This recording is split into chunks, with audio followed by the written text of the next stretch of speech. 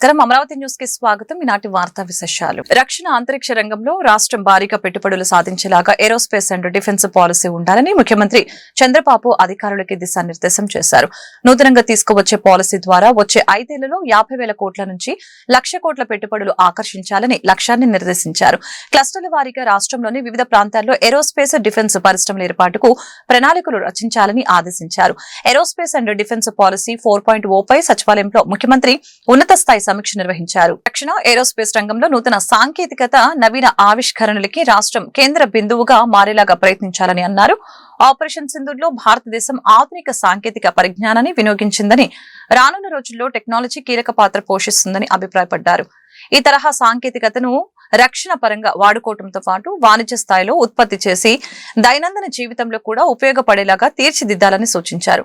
Aerospace and defence సలహాదారు Satish Reddy video conference ద్వారా సమీక్షకు హాజరై పలు సూచనలు చేశారు. కూటమి ప్రభుత్వం విద్యా వ్యవస్థలో గొప్ప సంస్కరణలు తీసుకువచ్చిందని రాష్ట్ర ఐటీ విద్యాశాఖ మంత్రి నారా లోకేష్ తెలిపారు. బాపట్ల జిల్లా ఇంకొల్లులో మంత్రి లోకేష్ పర్యటించారు. ఇంకొల్లులోని గంగవరం రహదారిలోని మాజీ మంత్రి దగ్గుపాటి వెంకటేశ్వరరావు నిర్మించిన డివిఆర్ సైనిక స్కూల్ ని లోకేష్ ప్రారంభించారు. విలువలతో కూడిన విద్యను అందించడం కోసం ఈ సైనిక స్కూల్ ప్రారంభించినట్లు ఎంపీ పురంధేశ్వరి తెలిపారు. అనంతరం మంత్రి లోకేష్ మాట్లాడారు. గ్రామీణ ప్రాంతంలో సైనిక స్కూల్ ఏర్పాటు చేయడం చాలా సంతోషంగా ఉందని చెప్పారు. చిన్ననాటి నుంచే విద్యార్థులు దేశభక్తిని అలవర్చుకోవాలని సూచించారు. శాసన మండలిలో అమరావతి గురించి చర్చ జరిగినప్పుడు ఇది ఏదైతే శాసనసభలో పాస్ అయి వచ్చింది బిల్ని సెలెక్ట్ కమిటీకి పంపించాలని ఎక్కువ మంది ఉన్న మేమందరం కూడా ఆనాడు కోరాం. ఎలా జరుగుతుందా అని గ్యాలరీలోకి వచ్చి గౌరవ ఆనాటి ప్రతిపక్ష నేత ఈనాటి ముఖ్యమంత్రి చంద్రబాబు నాయుడు గారు వచ్చి కూర్చున్నారు.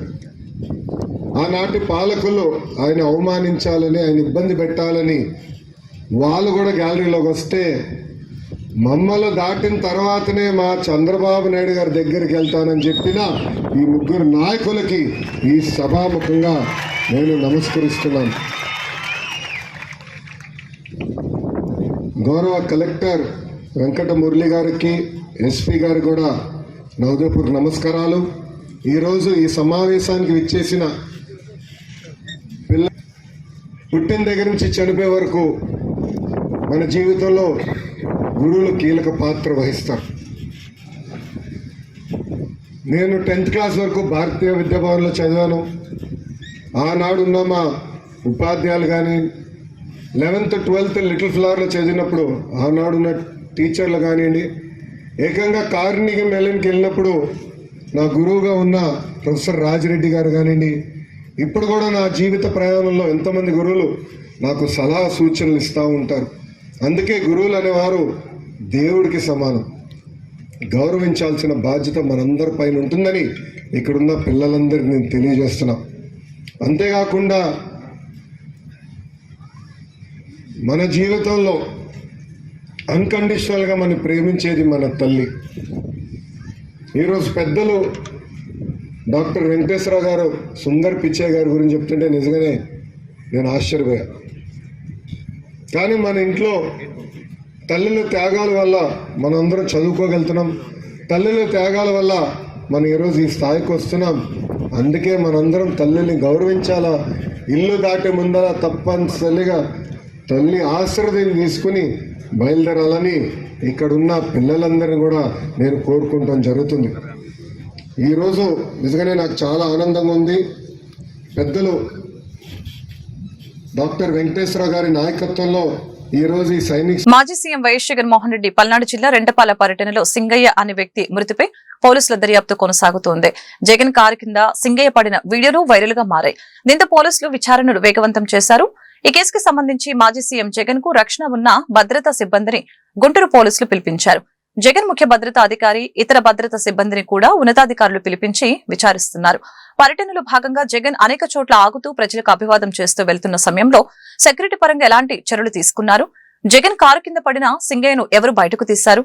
ఆయనను ఎందుకు ఆసుపత్రికి తరలించలేదు అనే దానిపై పోలీసులు లోతుగా విచారిస్తున్నారు. అందులో భాగంగానే జగన్ భద్రతా సిబ్బందిని కూడా పోలీసులు పిలిపించి విచారిస్తున్నారు. సంఘటన జరిగిన సమయంలో డ్యూటీలో ఎవరు ఉన్నారంటూ ప్రశ్నించారు. మొత్తం 58 మంది భద్రతా సిబ్బంది ఉన్నప్పటికీ ఈ ప్రమాదం గురించి ఉన్నతాధికారులకు ఎందుకు చెప్పలేదని అధికారులు నిలదీశారు. 4 రోజులు అవుతున్నా కూడా విజువల్స్ బయటకు వచ్చే వరకు భద్రతా సిబ్బంది కామ్ గా ఉన్న పరిస్థితి. ఈ క్రమంలో 3 సెక్యూరిటీ అధికారుల్ని కూడా ఉన్నతాధికారులు ప్రశ్నించారు. అయితే తమ కారుకు ఎడమ వైపు అంటే జగన్ అభివాదం చేసే వైపు ఉన్నామని భద్రతా సిబ్బంది చెప్పారు. మరి కుడివైపు రక్షణగా ఎవరు ఉన్నారు అంటూ ప్రశ్నిస్తున్నారు. జగన్ వాహనానికి క్లోజ్ సర్క్యూట్ లో ఉన్న సిబ్బంది మొత్తాన్ని కూడా అధికారులు పిలిపించి విచారిస్తున్నారు. అఖండ గోదావరి ప్రాజెక్టుకి శంకుస్థాపన చేసేందుకు ఈ నెల 26న కేంద్ర మంత్రి గజేంద్ర సింగ్ షెకావత్ వస్తున్నారని ఏపీ పర్యాటక శాఖ కందుల దుర్గేష్ తెలిపారు. ఈ కార్యక్రమంలో ఉప ముఖ్యమంత్రి పవన్ కళ్యాణ్, ఎంపీ పురంధేశ్వరి పాల్గొంటారని చెప్పారు. 94.44 కోట్లతో అఖండ గోదావరి ప్రాజెక్టును అభివృద్ధి చేస్తామని మంత్రి వెల్లడించారు. రాజమండ్రి హేవ్లాక్ వంతెనను పర్యాటకంగా అభివృద్ధి చేస్తామని తెలిపారు. త్వరలోని పుష్కర ఘాట్లను, కడియం నర్సరీలను అభివృద్ధి చేస్తామని అన్నారు. ఈ అఖండ గోదావరి ప్రాజెక్టు మనం కూటమి ప్రభుత్వం అధికారంలోకి వచ్చిన తర్వాత చాలా ప్రతిష్టాత్మకంగా తీసుకుని గజేంద్ర సింగ్ షెకావత్ గారి యొక్క సహకారంతో సాకారం చేసుకుంటా ఉన్నాం.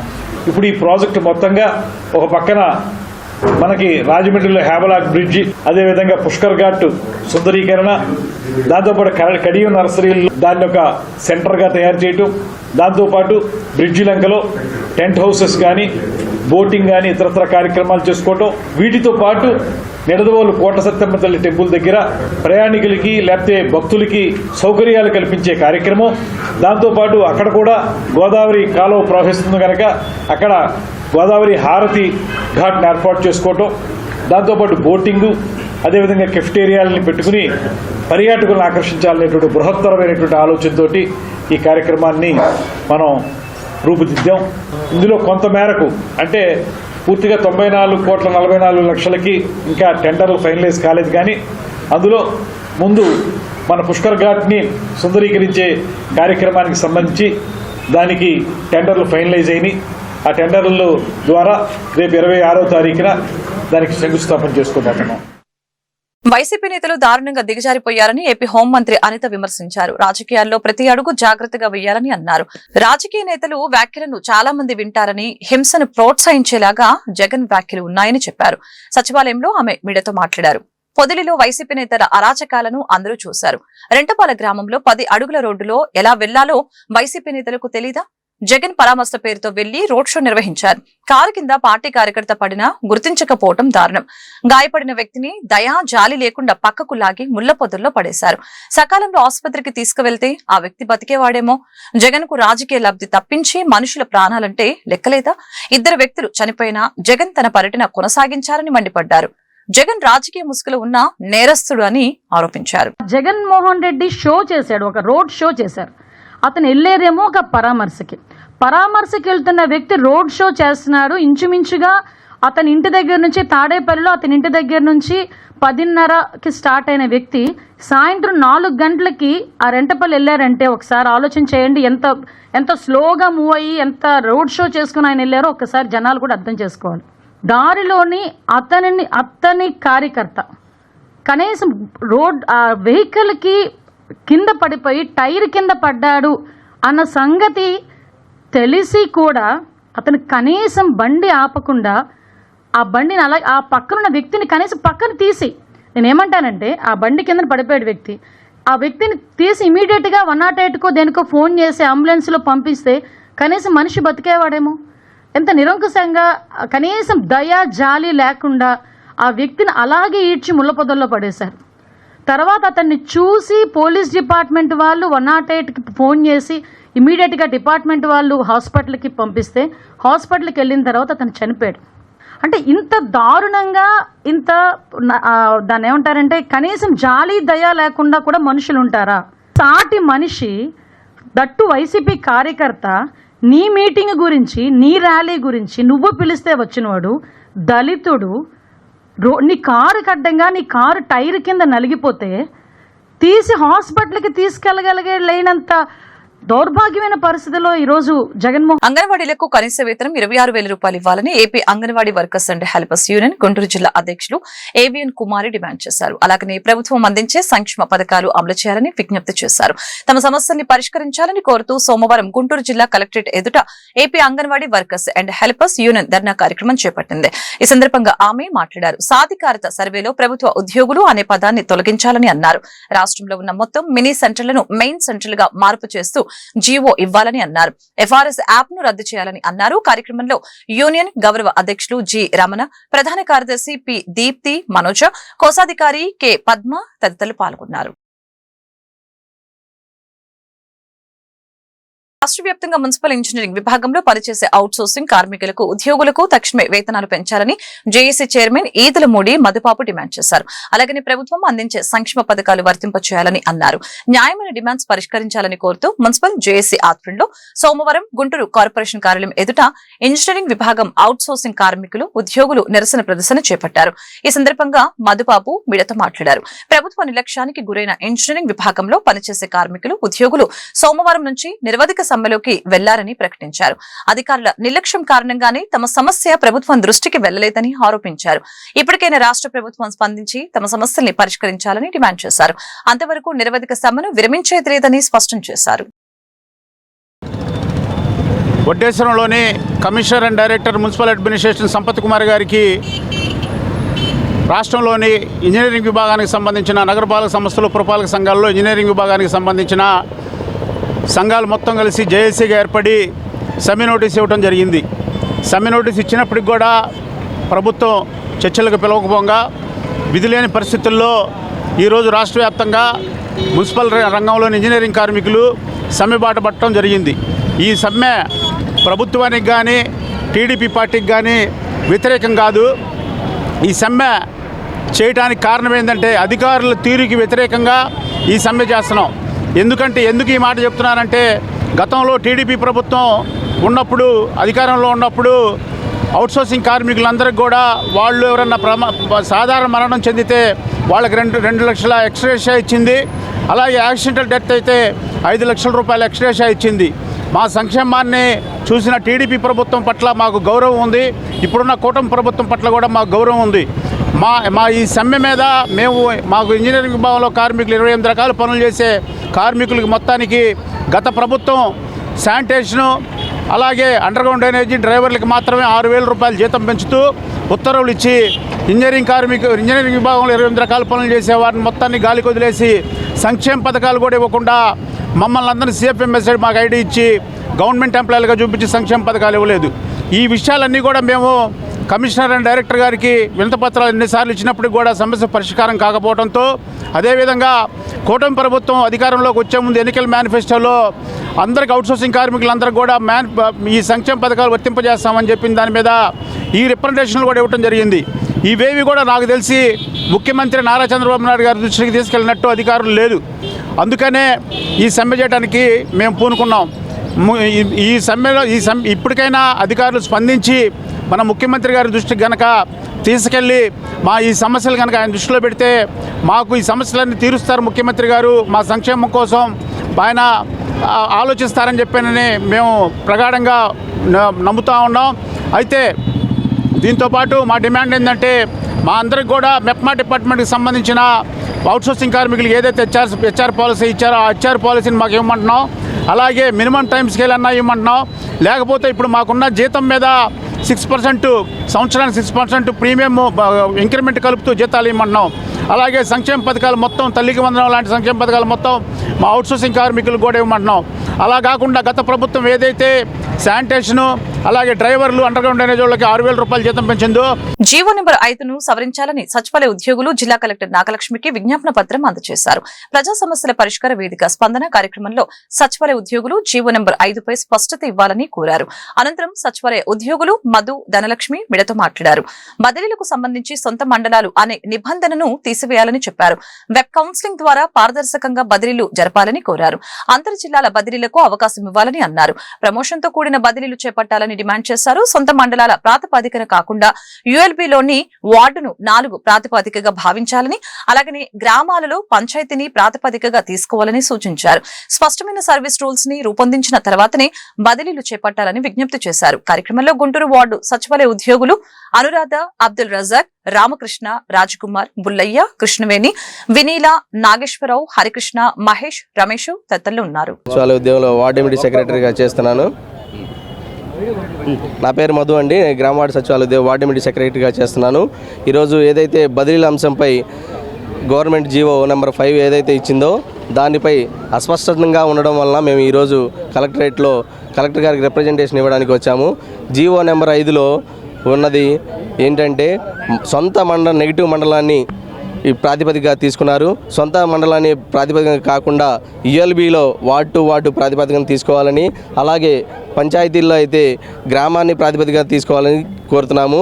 అలాగే ప్రమోషన్స్ ఇవ్వకుండా ట్రాన్స్ఫర్స్ బదిలీ చేయడం అనేది చాలా అస్పష్టమైనగా విధంగా ఉంది. ఏదైనా ప్రమోషన్స్ ఇచ్చిన తర్వాతనే బదిలీలు చేపట్టవలసిందిగా మేము కోరుచున్నాము. అలాగే మిగులు ఉద్యోగుల్ని ఏమి చేస్తారనేది ఇంతవరకు గవర్నమెంట్ నుంచి మాకు స్పష్టత లేదు. అదే మిగులు ఉద్యోగుల్ని కూడా సీనియారిటీ ఆధారంగా తీసుకొని ప్రమోషన్స్ ఇవ్వాలని, అలాగే సీనియారిటీ ఆధారంగా ఏదైతే మిగులు ఉద్యోగులు ఉన్నారో వాళ్ళని వివిధ శాఖల్లోకి డిప్యుటేషన్ మీద కాకుండా ప్రమోషన్గా మాతృశాఖలో విలీనం చేయాలని కోరుతున్నాము. అలాగే గ్రామ వార్డు సచివాలయాన్ని గత 6 సంవత్సరాల నుంచి మేము పనిచేస్తున్నా కానీ ఇప్పటికీ స్పష్టమైన జాబ్ చార్ట్ లేక ఎవరు మాకు 30,000 జీతం తీసుకుంటున్నా 30,000 మంది అధికారులు మాకు ఉంటున్నారు. ఒక మాతృశాఖ అనేది లేదు. ఒక్కరు కాదు, అనేక విధమైన సర్వీసులు అదేవిధంగా ఈ విధమైన సర్వేలు మాకు కల్పిస్తున్నారు. వాటిపైన స్పష్టంగా ఈ సర్వేలను థర్డ్ పార్టీకి అప్పగించి మాదేదైతే మా మాతృశాఖ ఏదైతే ఉందో వాటిలో విలీనం చేసి మాకంటూ ఒక స్పష్టమైన సర్వీస్ రూల్స్ని ఇవ్వాల్సిందిగా. నా పేరు ధనలక్ష్మి సామ్రాజ్యం. గుంటూరు మున్సిపల్ కార్పొరేషన్లో వార్డు వెల్ఫేర్ అండ్ డెవలప్మెంట్ సెక్రటరీగా పనిచేస్తున్నాను. ఈరోజు రాష్ట్ర వ్యాప్తంగా ఉన్నటువంటి సచివాలయ ఉద్యోగులందరూ కూడా ఒక తాటి మీదకు వచ్చి వారి వారి జిల్లాల్లో ఉన్నటువంటి కలెక్టరేట్లో స్పందన కార్యక్రమంలో గ్రీవెన్స్ జరుగుతున్నటువంటి టైంలో గ్రీవెన్స్లో భాగంగా ప్రతి ఒక్క సచివాలయ ఉద్యోగి కూడా కలెక్టరేట్కి వెళ్ళి ఆ కలెక్టరేట్లో ఉన్నటువంటి అధికారులకి రిప్రజెంటేషన్స్ ఇవ్వడం జరుగుతుంది. దేనికి సంబంధించి అంటే జీవో నెంబర్ 5 అస్పష్టంగా ఇచ్చినటువంటి జీవో నెంబర్ 5ను సవరించి సొంత మండలంలో వారికి ఉద్యోగం కల్పించాల్సిందిగా మేము ముఖ్యంగా కోరుకుంటుంది అదొక్కటే. ముఖ్యంగా వారందరూ కూడా సొంత మండలంలో ఇప్పుడు 6 సంవత్సరాలుగా చేస్తున్నాము. మాకు ఉన్నటువంటి క్యాడర్ ఆధారంగా సొంత మండలం వదిలిపెట్టి వెళ్ళమంటే ఇప్పటికిప్పుడు వెళ్ళమంటే ఎవరు కూడా కదిలేటువంటి పరిస్థితుల్లో లేరు. కాబట్టి జీవో నెంబర్ 5ని సవరించాలి అనేటువంటి ఉద్దేశంతో ఈ యొక్క అంశాన్ని ప్రభుత్వం దృష్టికి తీసుకువెళ్ళడం కోసమే ఈరోజు సచివాలయ ఉద్యోగులందరూ కూడా ఒక్క తాటి మీదకు వచ్చి ఆయా జిల్లాల్లో ఉన్నటువంటి కలెక్టరేట్లలో రిప్రజెంటేషన్స్ ఇవ్వడం జరుగుతుంది. ముఖ్యంగా మాకు ట్రాన్స్ఫర్స్కి మేమైతే ఎగరెస్ట్ కాదు, ట్రాన్స్ఫర్స్ని మేము సమ్మతిస్తున్నాము. అది కూడా ఎటువంటి ట్రాన్స్ఫర్స్ అంటే మాకు ప్రమోషన్తో కూడినటువంటి ట్రాన్స్ఫర్స్ ఇవ్వమని మేము ప్రతి ఒక్క అధికారిని కోరుకుంటున్నాము. రేషనలైజేషన్ అనేది అస్పష్టంగా ఉంది. రేషనలైజేషన్ చేసినప్పటికీ కూడా మిగులు ఉద్యోగుల్ని ఎక్కడ పెడుతున్నారు, ఎక్కడ వాళ్ళని తీసుకెళ్ళదలుచుకున్నారు అనేది మాకు ముఖ్యంగా అందరికీ కూడా ముందుగా దానికి సంబంధించినటువంటి స్పష్టత ఇచ్చిన తర్వాత మాత్రమే రేషనలైజేషన్ ప్రక్రియని చేపట్టవలసిందిగా మేము అధికారులను కోరుకుంటున్నాము. ముఖ్యంగా మాకు ఇటువంటి సర్వీస్ రూల్స్ అన్నీ కూడా జాబ్ చార్ట్ అనేది స్పష్టమైన జాబ్ చార్ట్ని ఇవ్వవలసిందిగా కోరుకుంటున్నాం. సర్వీస్ రూల్స్ అనేవి స్పష్టంగా పేర్కొన్న తర్వాత మాత్రమే మాకు ముందుగా ఈ ట్రాన్స్ఫర్స్ని చేపట్టవలసిందిగా మేము ప్రతి ఒక్క అధికారిని కూడా పేరున ప్రతి ఒక్క కూటమి ప్రభుత్వ పాలనలో యువతరానికి తీరని అన్యాయం జరిగిందని వైసీపీ గుంటూరు నగర అధ్యక్షురాలు నూరి ఫాతిమా ఆరోపించారు. మోసం చేయడం చంద్రబాబు నైజమని విమర్శించారు. బోగస్ మాటలు కట్టిపెట్టి నిరుద్యోగ వృత్తి తక్షణమే అందించాలని డిమాండ్ చేశారు. యువత పోరులో భాగంగా సోమవారం స్పందన కార్యక్రమంలో జిల్లా కలెక్టర్ నాగలక్ష్మికి వైసీపీ యువజన నాయకులతో కలిసి ఆమె విజ్ఞాపన పత్రం అందజేశారు. అనంతరం నూరి ఫాతిమా మీడియాతో మాట్లాడారు. ఎన్నికల హామీలను తక్షణమే అమలు చేయాలని అన్నారు. దోచుకుందాం దాచుకుందాం అన్న తరహాలో కూటమి పాలన సాగుతుందని అన్నారు.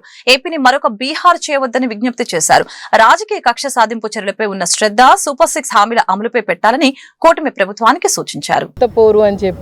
రాష్ట్రంలో ప్రతి జిల్లా కలెక్టరేట్ ఆఫీస్ దగ్గర ఒక నిరసన కార్యక్రమం చేయడం జరుగుతుంది. యువతులందరూ పాల్గొని దీంట్లో, ఎందుకంటే అన్యాయం జరిగింది యువతరానికి, అన్యాయం జరుగుతుంది కూడా వాళ్ళకి. ఎందుకంటే ఎన్నో మోసపు హామీలు, ఎన్నో మాటలు చెప్పి మేము వచ్చిన తర్వాత మీ అందరికీ అండగా ఉంటామని చెప్పి ప్రతి ఒక్కళ్ళకి కూడా చెప్పి మోసం చేసిన ఏదైనా ప్రభుత్వం ఉంది అని అంటే ఈ కూటమి ప్రభుత్వం. ఎందుకంటే చంద్రబాబు నాయుడు గారికి ఎలాగో అలవాటు ఉంది, 4 సార్లు సీఎం అయ్యారు, 4వ సీఎం అయినా కూడా నేను అబద్ధ హామీలు చెప్తేనే ప్రజలు నాకు ఓటేస్తారని ఆయన నమ్ముతారేమో. కానీ అందుకోసమే 2014 కూడా అదే చెప్పి మరి యువతరాన్ని మోసం చేశారు. అలాగే ఇప్పుడు కూడా మోసం చేస్తున్నారు. ఏదో షో ఆఫ్ చేస్తూ మేము లైక్ జాబ్స్ మేళా పెడుతున్నాము, లేకపోతే మీ కంపెనీలో వస్తున్నాయి, ఆ కంపెనీలో వస్తున్నాయి అని చెప్పి ఏదో బోగాస్ మాటలు మాట్లాడుతున్నారు తప్ప ఎక్కడా కూడా అమలు అయ్యే పరిస్థితిలో ఈ కూటమి ప్రభుత్వంలో కూడా ఎక్కడా లేదు.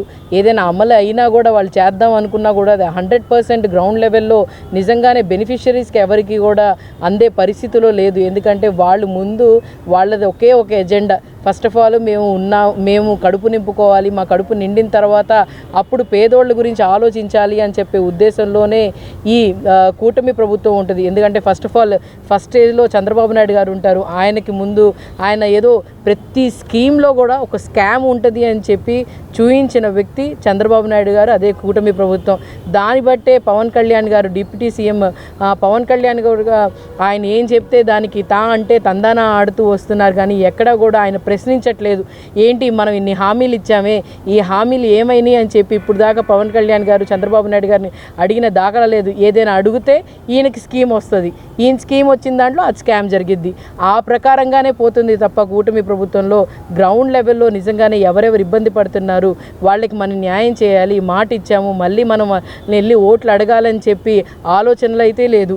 వీళ్ళు ఏమనుకుంటారంటే ఈ 4-5 సంవత్సరాల్లో ముందు 4 సంవత్సరాలు మనం ఎంజాయ్ చేద్దాం, మనం సంపాదించుకుందాం, మనం చేద్దాం, మళ్ళీ చివరి సంవత్సరంలో మనం అంతా ఖర్చు పెడదాం చేద్దాం అనే ఉద్దేశంలో అనుకుంటున్నారు. కానీ ఇక్కడ మీరు చూసుకుంటే ఈ రాష్ట్రంలో లా అండ్ ఆర్డర్ కానీ లేకపోతే యువతల మీద వాళ్ళు జరుగుతున్న ఈరోజు మీరు ఒక మాట గుర్తుపెట్టుకోండి, ఎంతోమంది ఈరోజు యువతలు రోడ్డు మీదకి వచ్చి ఏదో ఒక చిరు వ్యాపారం చేసుకోనో లేకపోతే యువతరాలు వచ్చి వాళ్ళు పాడైపోతున్నారు. కారణం మీరే. ఎందుకంటే వాళ్ళకి ఉద్యోగం కల్పించట్లేదు కదా, అందుకోసం వాళ్ళు కూడా ఏంటంటే చెడు వ్యసనాలకి అలవాటు. సూపర్ 6 హామీలను కూటమి ప్రభుత్వం తక్షణమే అమలు చేయాలని వైసీపీ గుంటూరు జిల్లా యువజన అధ్యక్షులు ఉత్తేజ్ రెడ్డి, జోనల్ అధ్యక్షులు కలెం హరికృష్ణారెడ్డి డిమాండ్ చేశారు. నిరుద్యోగ యువతకు 20 లక్షల ఉద్యోగాలు ఇస్తామని చెప్పి 4 లక్షల ఉద్యోగాలు తీసివేశారని ఆరోపించారు. నిరుద్యోగ భృతి ఇవ్వాలని డిమాండ్ చేస్తూ వైసీపీ ఆధ్వర్యంలో గుంటూరు జిల్లా కలెక్టరేట్ ఎదుట యువజన పోరు పేరుతో ధర్నా కార్యక్రమం జరిగింది. ఈ సందర్భంగా వారు మీడియాతో మాట్లాడారు. యువ గర్జన సభలో నారా లోకేష్ ప్రకటించిన విధంగా వార్షిక జాబ్ క్యాలెండర్ రిలీజ్ చేయాలని అన్నారు. కూటమి హామీలను నమ్మి యువత మోసపోయిందని చెప్పారు. విద్యార్థుల్ని కూడా అలాగనే మోసం చేశారని మండిపడ్డారు. ఇచ్చిన హామీలు అమలు చేయకుండా 20 లక్షల ఉద్యోగాలు ఇస్తామని చెప్పేసి ఇవ్వకపోగా ఇంకో 4 లక్షల ఉద్యోగాలు పీకేసి అట్లనే ఎవరినైతే ఇబ్బంది పెడుతున్నారో ఈ ఉద్యోగాలు ఇవ్వకుండా ఇంకోటి వచ్చేసి యువతకి నెలకు 3,000 ఇస్తామని చెప్పేసి ఇవ్వకుండా ఈ సంవత్సరం అంతా ఒక్కొక్కళ్ళకి 36,000 దాకా ఇవ్వాల్సి వస్తున్నారు. అవి ఎప్పుడు ఇస్తారనే డిమాండ్స్తో ఉన్నాం మేము. ఈ విద్యార్థులను అంతే ఇబ్బంది పెడుతున్నారు, ఫీజు రియంబర్స్మెంట్ ఇవ్వట్లేదు, వాళ్ళకి ఏమి ఇవ్వకుండా వాళ్ళ స్టడీస్కి ఇబ్బంది చేసి ఎట్లా ఉందంటే ఇంకా ఈ పేదవాళ్ళు చదువుకోకూడదు అనే రకంగా చేసేటట్టుంది. విద్యార్థులను కూడా యువతని కూడా అంతే ఈ జాబ్స్ లేకుండా జాబ్ క్యాలెండర్స్ ఇస్తామని చెప్పేసి స్కిల్ డెవలప్మెంట్ అని అదని ఇదని మోసం చేసి ఓట్లు వేసుకొని గెలుచుకొని ఈ జగన్ గారికి ఇప్పుడు బయటకు వస్తున్న జనాన్ని చూసి భయపడి జగన్ గారి మీద కేసులు పెట్టనివ్వండి, లీడర్స్ మీద కేసులు పెట్టనివ్వండి, ఇవి చేయటం కాకుండా కొంచెం యువత వైపు చూసి వాళ్ళకి జాబ్స్ ఇచ్చి జాబ్ క్యాలెండర్స్ ఇచ్చి వాళ్ళు ఇచ్చిన హామీల ప్రకారం ఈ ప్రభుత్వం ముందుకెళ్లాలని కోరుకుంటూ నర్సరావుపేటలో వైసీపీ ఆధ్వర్యంలో నిర్వహించిన యువత పోరు కార్యక్రమం ఉత్కంఠంగా మారింది. నర్సరావుపేట జిల్లా కలెక్టర్ కార్యాలయం వద్దకు పెద్ద ఎత్తున యువత చేరుకోవడంతో పోలీసులు వారిని అడ్డగించారు. దీంతో యువత ఒక్కసారిగా ముందుకు రావడంతో పోలీసులు లాఠీ చార్జీ నిర్వహించారు. ఈ వార్తలు ఇంతతో సమాప్తం. మరొక బులెటిన్ మళ్ళీ కలుద్దాం. నమస్కారం.